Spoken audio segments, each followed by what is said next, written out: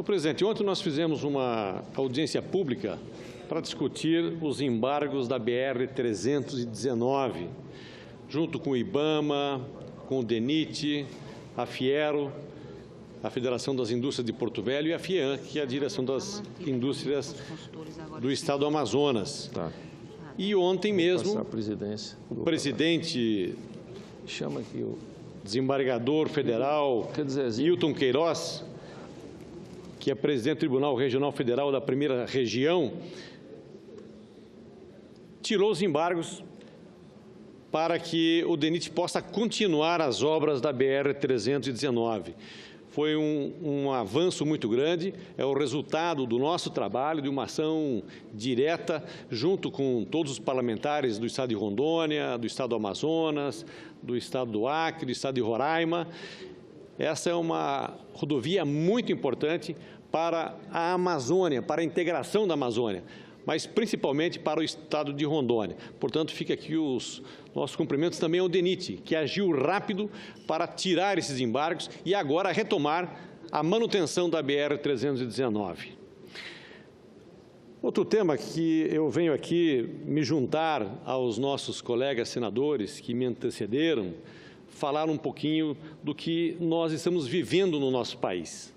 Há muito tempo eu venho colocando aqui nessa tribuna, nas reuniões, senador Armando Monteiro, que eu tenho feito em várias regiões do nosso país, dizendo que o nosso país está praticamente parado. Isso está acontecendo já há 3 anos, desde o resultado das últimas eleições presidenciais. E é a nossa população que vem perdendo dia após dia. Perdeu emprego, perdendo renda, perdendo seus direitos, tendo problemas na saúde pública, na segurança, pois quando o chefe da casa não demonstra credibilidade e ação, toda a cadeia acha por direito de fazer o que bem entende. E a insegurança se instalou em todos os cantos do nosso país. O governo perdeu credibilidade. O país perdeu a credibilidade internacional. Nossos empresários perderam a capacidade de investir e todos sabem qual é o resultado. Os empregos desaparecem e nós estamos hoje com aproximadamente 14 milhões de desempregados no nosso país. Não há circulação da economia, do dinheiro da economia.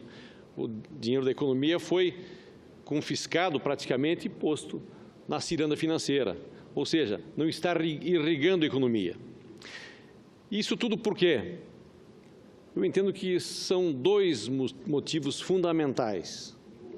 Por causa de políticos que só pensam em si, em seus partidos, e em se manter no poder para manter os seus privilégios.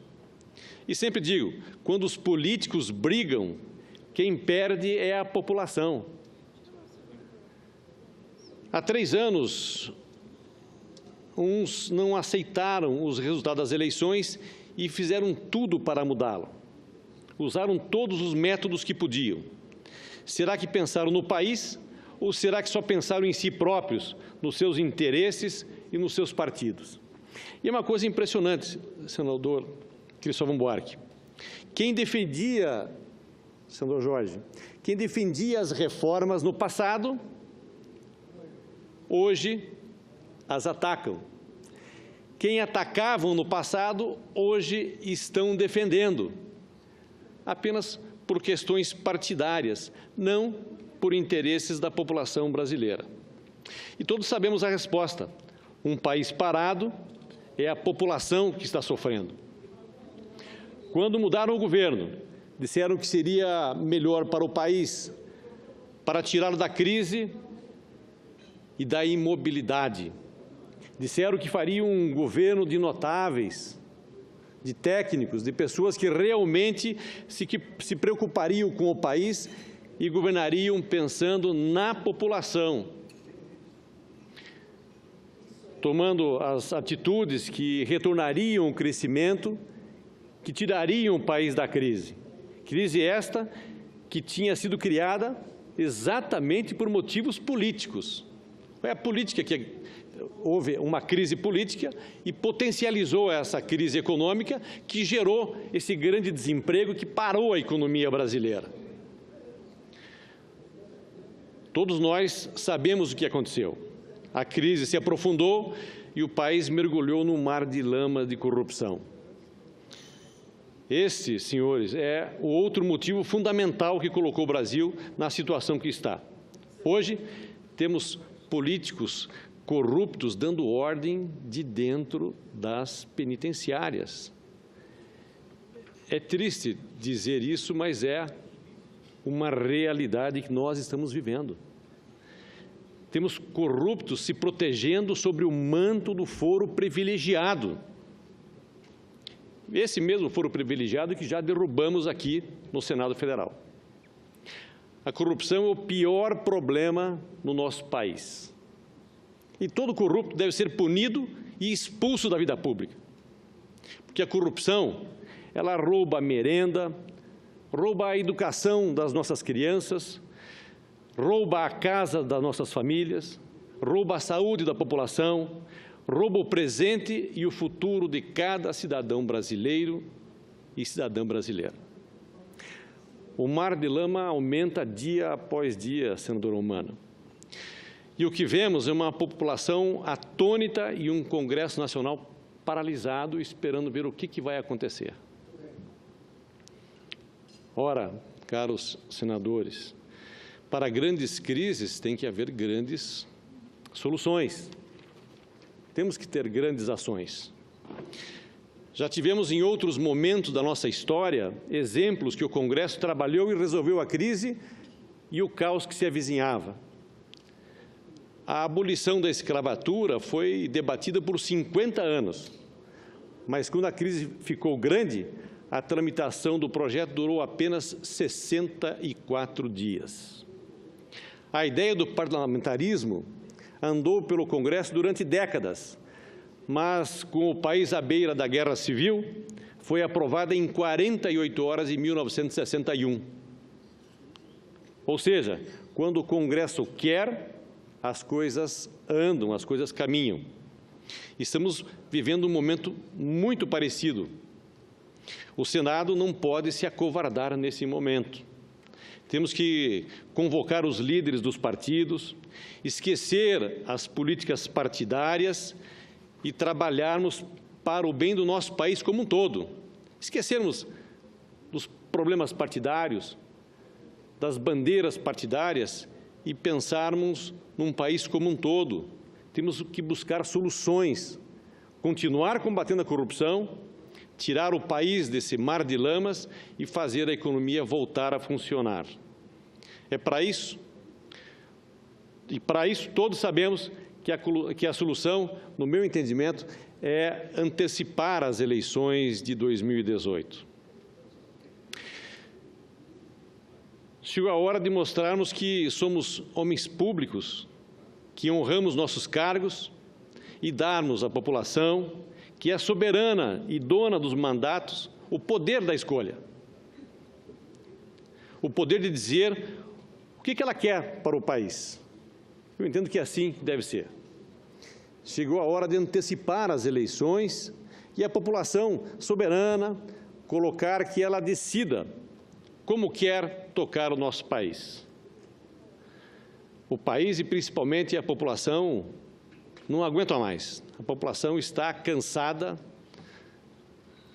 como todos nós, mas principalmente aquele pai de família. Pois não, senador Jorge Viana? Não, era só mesmo para cumprimentá-lo. Eu sei que o senador Cristóvão daqui um pouco vai falar, o senador Randolph também, mas eu queria cumprimentar porque ou nós trazemos a realidade das ruas, do que estamos vendo nos nossos estados, para cá, para o plenário, e isso influencia na nossa agenda, ou então nós vamos estar de novo pecando por omissão. E, olha, a indiferença é um pecado muito grande. Eu, um dia, estava com o bispo Dom Moacir, que é hoje arcebispo de Rondônia, mas já está aposentado, e ele é um guia espiritual para mim. É uma pessoa fantástica, fez uma luta importantíssima no Acre, 25 anos bispo no Acre, com o Chico Mendes. A pena, quando eu assumi o governo, a igreja tirou ele para Rondônia, porque eu queria muito tê-lo como bispo. E até hoje, para mim, é uma figura fantástica. E um dia ele estava na minha casa, eu falei: Dom Moacir, a indiferença é um pecado, e é um pecado grande. Ele falou: meu filho, a indiferença é um dos maiores pecados, porque ela é uma reunião, ela reúne muitos pecados nela. Então, não fazer nada quando a gente vê alguém sofrendo, não fazer nada quando alguém está fazendo mal feito, não fazer nada quando estão precisando da gente, é uma soma mesmo. E eu espero que o Senado não fique numa posição de não fazer nada, porque tem um governo que não se sustenta mais, tem uma crise institucional sem precedentes.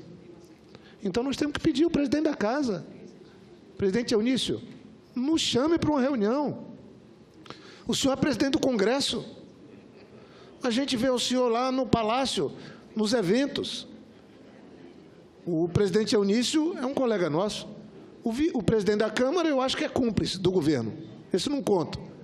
Mas nós temos que fazer algo aqui. Não é só pelos líderes. Se os nossos líderes estão num confronto e não se reúnem, não conseguem discutir, nós podemos chamar um encontro que possa reunir os nossos líderes, que possa reunir senadores independentes, que possa reunir a presidência da Casa e, primeiro passo, tentar entender a dimensão do tamanho do problema que o Brasil está vivendo, que atinge a todos os brasileiros. E o segundo, imediatamente pensar o que nós podemos fazer como senadores da República. Parabéns, senador Assir Gugas. Muito obrigado, senador Jorge Viana, pelo seu aparte. Com prazer, eu ouço o senador Cristóvão Buarque. Senador Assir, eu fico satisfeito da sua análise e da sua proposta, que é a proposta de muitos outros. Inclusive, algum tempo atrás aqui, muitos, antes mesmo da crise, acho que antes mesmo até da presidente Dilma, já se falava na ideia de uma eleição geral antecipada. O que ainda me deixa um estranhamento nisso, mas creio que seria uma saída, são dois fatos que eu gostaria de que aprofundássemos, senador Delmano. O primeiro é como fazer isso dentro da Constituição, mesmo reformando-a. Como reformar a Constituição para permitir a eleição antecipada? Nós teríamos, é o que eu andei pensando, mas quase impossível, o senador Randolph, que conhece mais até de Constituição do que muitos de nós, teria que ser a votação para autocaçar os votos de todos nós. Com 3/5 dos votos, não é isso? Duas votações na Câmara, 2 no Senado, 3/5 dos votos dizendo: estão encerrados os nossos mandatos. A partir daí, 3 meses, digamos, quando será feita a eleição. E a posse pode ser até imediata, como em muitos países. Esse é o primeiro ponto. Como fazer isso? Sem romper a Constituição, se transformando-a, porque as pessoas acham que fazer reforma da Constituição é uma cura. Não, reforma fazemos aqui todos os dias. Mas como fazer a reforma? Dentro dela, 3/5 dos votos, 2 votações na Câmara, 2 no Senado, caçando os mandatos atuais. Eu temo, e aí acho que o senhor talvez tenha razão, é que se nós não fizermos isso, o povo vai fazer, passando por cima daqui de tudo. Sem dúvida. Entendeu? Isso já se fez na história em muitos lugares, muito recentemente na Ucrânia, aliás. Segundo, é como será o dia seguinte de quando fizermos essa reforma. Vamos supor que são 3 meses para a eleição, essa eleição antecipada. Como é que serão esses 3 meses? O Temer fica esses 3 meses esperando a eleição para eleger um substituto? Ou seguimos o que a Constituição determina, colocando o presidente da Câmara? Mas para colocar o presidente da Câmara, antes tem que ter o impeachment do Temer, se ele não renuncia. O impeachment dele leva 180 dias, durante os quais o presidente vai ser interino. Tem gente que acha que a gente vai eleger um presidente indiretamente, só se o Temer sair. Se ele ficar, não se vai eleger nem indiretamente. Vai ser o presidente da Câmara durante 180 dias. É verdade que a gente pode apressar tudo. 180 dias é o máximo. E como blindar a economia nesse período? Voltando ao discurso anterior do senador Armando, em que a gente falava da necessidade de credibilidade, de confiança dos empresários, e o senhor é um empresário, sabe disso, até mais do que nós aqui. Como blindar a confiabilidade dos agentes econômicos? Outra coisa, quando a gente fala em agente econômico, confiabilidade, senador Randolph, todo mundo pensa, isso é coisa do mercado. Não, o mercado não são só os empresários, não. A confiança que a economia precisa é dos empresários que investem e dos compradores. Porque sem confiança, os compradores não compram também, seguram o dinheiro, e aí a economia não se desenvolve. A confiança do mercado não é só dos capitalistas, é também dos consumidores e até dos trabalhadores, que tem que ter confiança que vão receber o salário no final do mês. Tem que ter confiança de que o salário não virá corroído pela inflação. Então, eu creio que a ideia de antecipar as eleições não tem nada de absurdo. Em muitos momentos da história tem que se fazer isso. Mas eu vejo esses dois problemas hoje que, de repente, numa certa reflexão, nós encontramos o caminho. Antes da catástrofe, porque na catástrofe se faz as coisas sem precisar de reflexão. Mas evitando a catástrofe, que seria um hecatombe, que seria uma mobilização que paralise o país durante semanas, como fazer isso na Constituição, com reforma, claro, mas como reformar lá dentro, e segundo, como cuidar do dia seguinte, que não é um só, são pelo menos 90 para fazer a eleição. Mas são perguntas, eu não estou com isso dizendo que é impossível, não. Estou com isso dizendo que precisamos aprofundar. E, finalmente, uma fala curta aqui sobre o senador Jorge Viana, quando não fazer nada, o senhor disse, não podemos realmente. Não fazer nada é fazer tudo de ruim. Não fazer nada é fazer tudo de ruim. Algo a gente precisa fazer. O povo está esperando, senador Eumano, o senhor está presidindo essa sessão, algo a gente tem que fazer. E o presidente Eumano tem que convocar a gente para uma reunião, para conversar. O que é que a gente faz? Essa é a pergunta. O que é que a gente faz? Só assistir? O povo não votou na gente para ficar assistindo. O povo tem direito de assistir e já não está assistindo. Está se mobilizando. E nós aqui? É isso que eu tinha para colocar. Sua ideia, a meu ver, merece reflexão. Não merece, nesse momento, dizer estou de acordo e aplaudo. Não, mas merece reflexão para saber como fazer. Muito obrigado, senador Cristóvão. Volto a dizer, para grandes crises, nós precisamos de grandes soluções. E é evidente, o trabalho é grandioso para chegarmos a esse objetivo. Com prazer, ouço o senador Randolph. Senador Arcir, quero cumprimentar Vossa Excelência, dizer que sou entusiasta da ideia que Vossa Excelência apresenta, fala hoje na tribuna do Senado. E concordo com o que foi aqui destacado na tribuna anteriormente pelo senador Jorge Viana, ainda há pouco, em parte, pelo senador Cristóvão. Tem que ter uma tomada de decisão, e essa tomada de decisão eu acho que tem uma responsabilidade enorme aqui por parte do Senado. O pior de uma crise, via de regra, senador, se diz que o melhor da crise é a expectativa de futuro, que pode ser a superação da crise. O problema desta crise é que o horizonte de futuro não é auspicioso. Veja, tem dois cenários possíveis de desenrolar da crise nos próximos dias já. No primeiro cenário, o Procurador-Geral da República poderá e deverá denunciar o senhor Presidente da República ao Supremo Tribunal Federal por corrupção passiva, obstrução à justiça e por ser líder de uma organização criminosa. Pois bem, cabe à Câmara dos Deputados dizer se autoriza ou não que o Supremo Tribunal Federal processe o Presidente da República. Nós estamos diante disso, diante de dois desenlaces dramáticos para o país. Se a Câmara autoriza, nós teremos uma interinidade com um ambiente de instabilidade total. Nós estaremos no terceiro presidente da República no intervalo de 3 anos. Por outro lado, se a Câmara não autoriza, nós padeceremos da situação, o país terá a situação, a circunstância inusitada, do mais alto mandatário da nação, pela primeira vez na história nacional, está governando, pesando sobre ele a acusação da instituição responsável por ser fiscal da lei de que ele é chefe de uma organização criminosa. Isso é corroer a credibilidade não somente da nossa economia, é corroer a credibilidade das instituições. E nós nunca tivemos uma crise tão gravíssima nas instituições como temos hoje, senador Assi. Pesquisa agora dá uma impopularidade do presidente de mais de 90%. Mas nós, do Congresso Nacional, não estamos atrás. Qualquer pesquisa de opinião dá uma ausência de credibilidade igual ao Congresso Nacional. Não é só o Congresso Nacional. Com o julgamento, o resultado do julgamento do TSE, se perguntar na rua sobre a credibilidade do judiciário brasileiro, esta também está em xeque. Isto é grave para qualquer democracia, senador. Uma democracia em que as pessoas não têm mais referência nas instituições é uma democracia que está corrompida e numa crise terminal. Falo para concluir, nós estamos vivendo uma crise que me parece a crise do...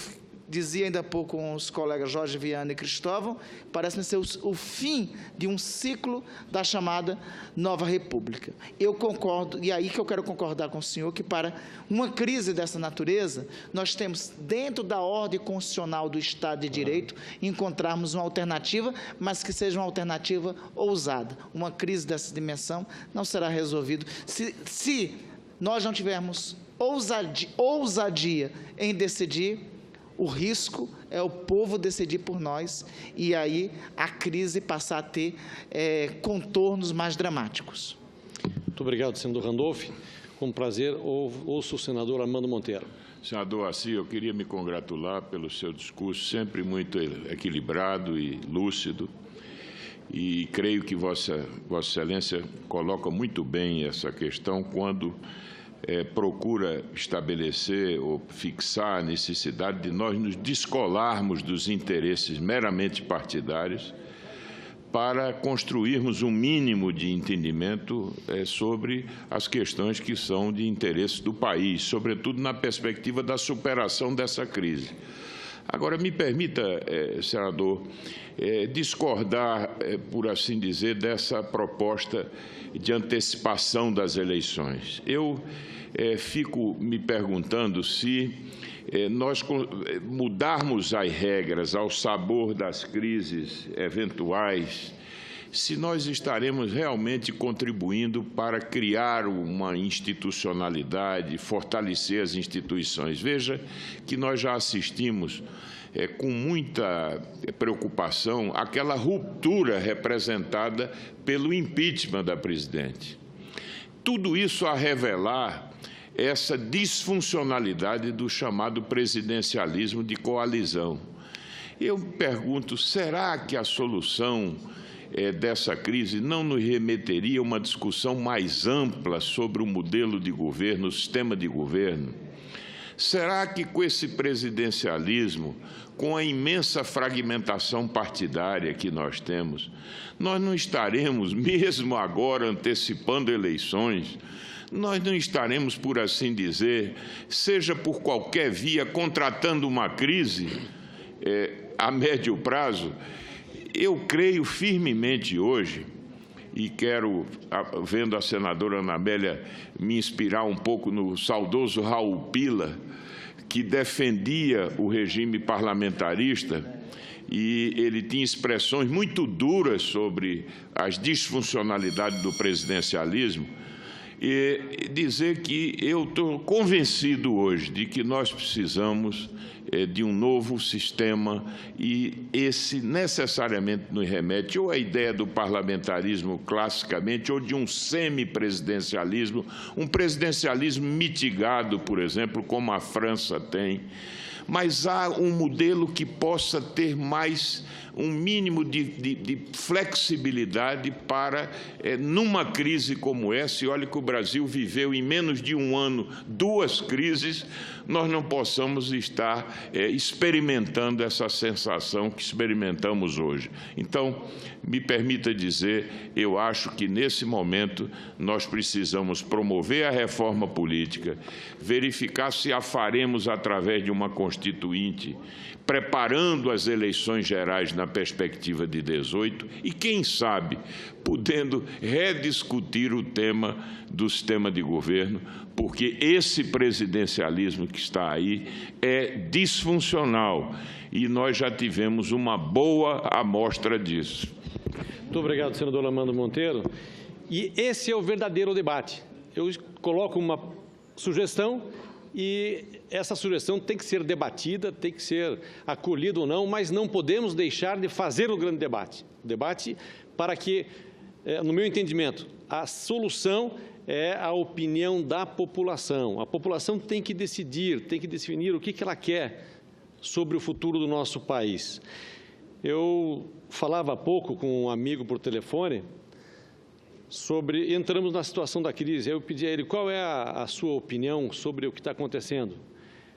Ele me respondeu rapidamente, do jeito que está acontecendo no Congresso e no governo, vocês devem fechar as portas e entregar a chave para os índios novamente e recomeçar o país. Do jeito que está, não dá para continuar.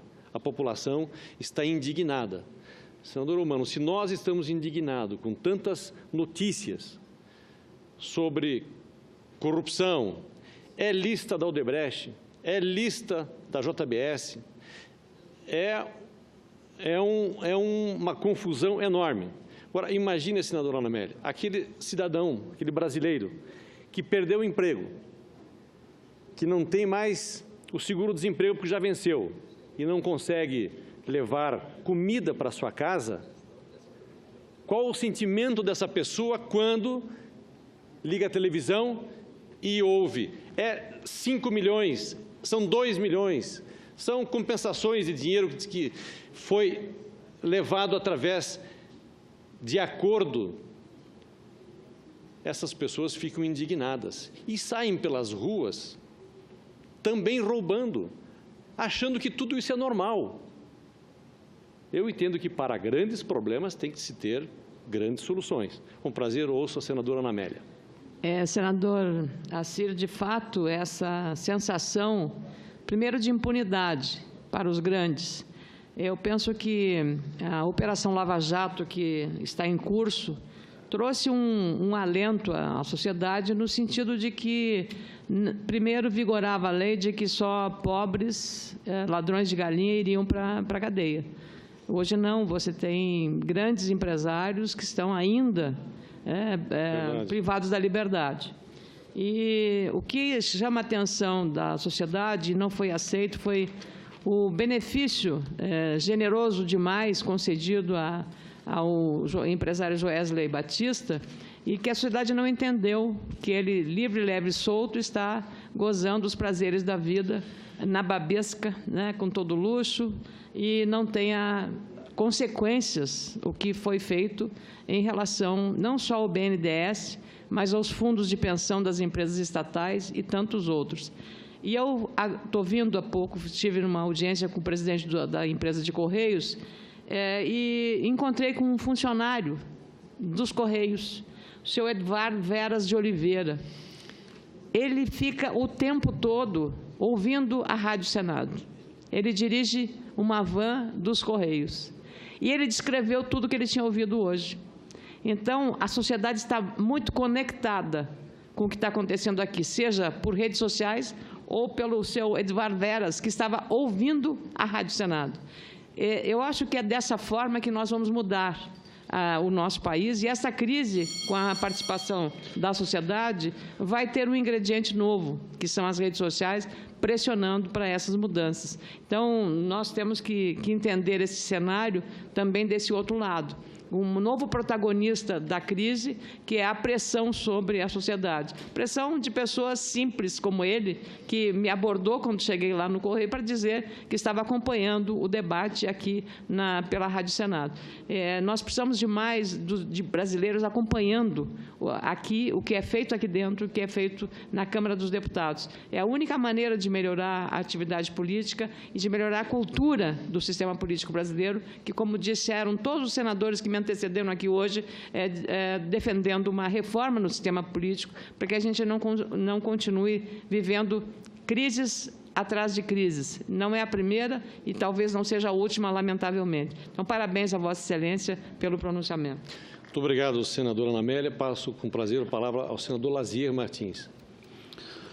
Muito obrigado, senador Assir. Em primeiro lugar, eu quero me congratular com Vossa Excelência por ter ido à tribuna para despertar reflexões. Eu estou acompanhando as manifestações sensatas, oportunas, dos nossos companheiros, nossos colegas, Jorge Viana, Ana Amélia, Cristóvão, Armando Monteiro, Randolph. E isso nos dá esperança, porque com a ponderação que está caracterizando essas manifestações, isso nos dá esperança porque o nosso Senado está preparado para oferecer soluções, mesmo que demore um pouco. Eu faço parte daquele contingente de pessoas que não está vendo uma saída imediata, que também compartilha desse momento de incertezas e, no presente momento, uma certa desesperança com relação a uma saída logo aqui adiante. Porque, por onde quer que nós andemos, e todos nós aqui vamos aos estados, encontramos muita gente, e há uma pergunta que eu acho que é comum a todos. Todos fazem a mesma interrogação. E aí? Como é que nós vamos sair desse brete de onde nos encontramos? E tem sido muito difícil a resposta. A impressão que eu tenho é de que nós vamos começar a encontrar soluções só a partir das próximas eleições do ano que vem. Isto é, nós temos ainda 1 ano e meio para conviver com este clima que estamos vivendo. Eu não consigo enxergar uma solução imediata. E penso, como o senador Armando Monteiro, que uma das soluções que nós precisamos começar a preparar é a mudança do nosso regime de governo, a adoção de um presidencialismo moderado, como foi lembrado aqui, de tal modo que nós tenhamos 2 autoridades para repartir responsabilidades e compromissos. Um presidente da República com certa porção de atribuições e um primeiro-ministro com outra parcela de atribuições. Nem tudo ficará concentrado nas mãos e na cabeça de uma única pessoa. Então, para isso, nós devemos começar a agilizar a reforma política. Isso tem que ser feito de uma vez, até agora, outubro. E nós estamos vendo uma lentidão muito grande. Até agora, tínhamos mais ou menos muito bem encaminhado, tínhamos a cláusula de barreira, o fim das coligações, e surgiu uma ideia nova agora, que é o distritão, que poderá ser votado lá na Câmara e tem que voltar para cá para o Senado, e aí completamos, então, 3 mudanças, que são ainda muito poucas mudanças para o ano que vem.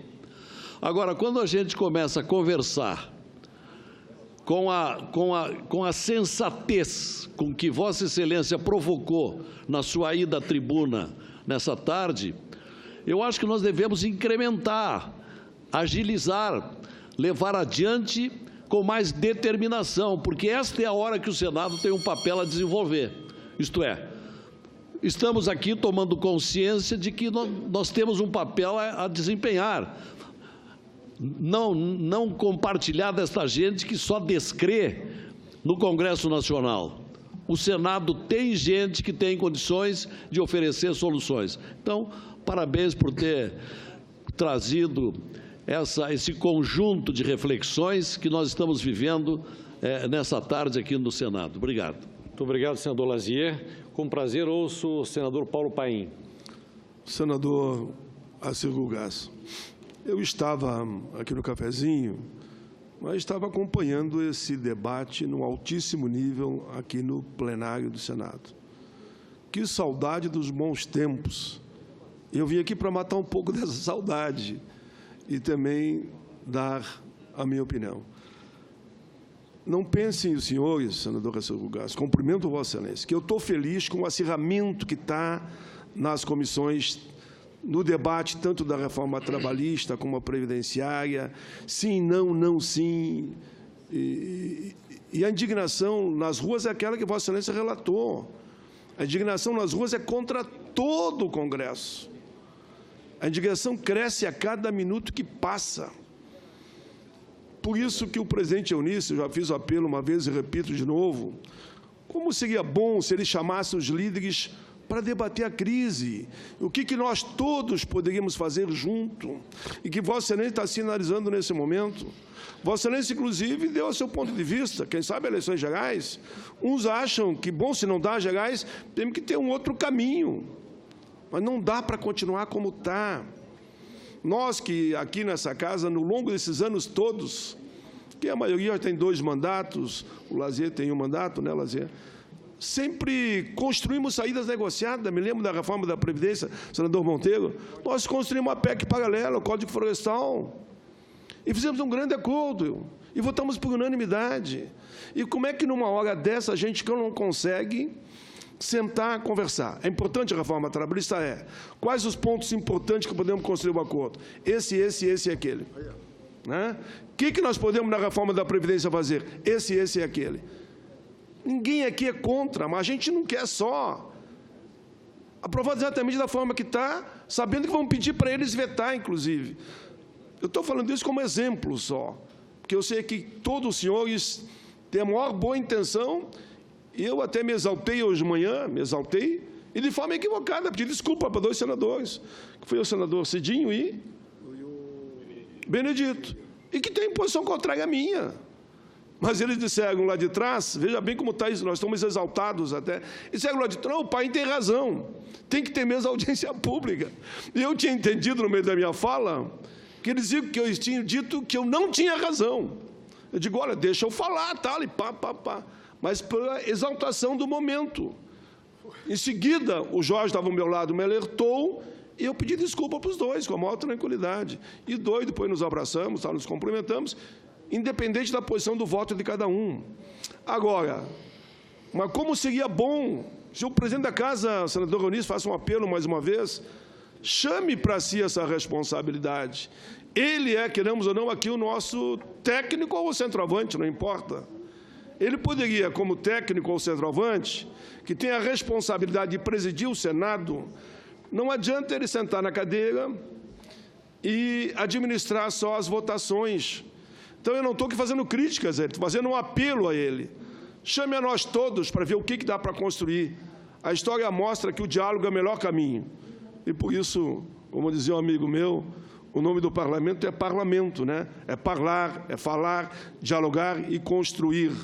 Eu estou lá na CPI da Previdência, fazendo também o que é possível, mas mesmo lá, né? O que o Congresso poderia dizer? Pai, vamos ajudar aí para encaminhar essa CPI. Eu digo no campo do diálogo, é importante que no fim nós tenhamos propostas concretas para ajudar a gestão, já que até o momento se comprova lá que o maior problema é a gestão. Estou dando um exemplo só, mas mostrando que a gente está totalmente aberto ao diálogo. Foi isso que eu ouvi todo o tempo ali do cafezinho, os senhores todos que falaram, e estão aqui no plenário nesse momento. Eu encerro aqui cumprimentando Vossa Excelência, e fiquei muito feliz de ter ficado aqui para participar desse debate, nem que seja com 5 minutos de contribuição. Parabéns a Vossa Excelência. Muito obrigado, senador Paim. Vossa Excelência tem contribuído muito com as reformas brasileiras, ora avançando, ora recuando, mas sempre chegando a um acordo. E através do debate democrático, nós vamos conseguir avançar naquilo que é importante para o nosso Brasil, para o nosso país. Nós temos que mostrar para todos que aqui no Senado nós trabalhamos, senador Humano. E nós temos condições de fazer as reformas, as mudanças que o Brasil precisa, exatamente nesse momento de crise, combatendo sempre a corrupção, fazendo com que aqueles que desviaram dinheiro público paguem pelos seus erros. Aqueles que estão condenados, que fiquem, que vão para a cadeia. Mas nós não deixemos de fazer o nosso trabalho, de fazer as nossas ações para um Brasil melhor e, com certeza, para a nossa Rondônia melhor. Muito obrigado, senhor presidente.